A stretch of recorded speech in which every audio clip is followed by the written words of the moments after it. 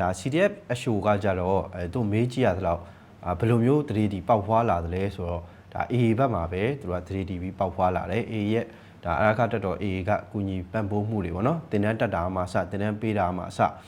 အဲ့မှာပဲ 3D ပြီးတော့ပေါက်ဖွာလာခဲ့တယ်တင်တန်းအပတ်စဉ်1 2 3အဲ့လောက်ထိကိုတင်တန်းအပတ်စဉ်3ခုလောက်ထိအဲ့မှာတင်တန်းပေးပြီးမှဒါကျွန်တော်ဒါ CDF အရှိုမှာပြန်ပြီးတော့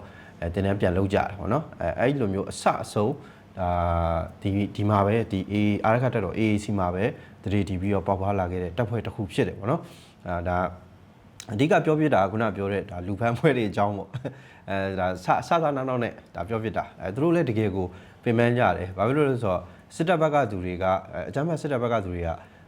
လုံးဝတိုက်လို့ခိုက်လို့စိတ်မရှိတော့ဘူးအချို့ထွက်ပြေးလာကြတဲ့အချိန်မှာသူကလွတ်မြောက်ကြောင်းဆိုပြီးတော့ခြေဦးတဲ့ရပြေးကြတော့ပြင်ပန်းတာပေါ့နော်အဖွဲ့တွေကလိုက်ဖမ်းရတဲ့ပုံစံမျိုးတွေဖြစ်နေတာ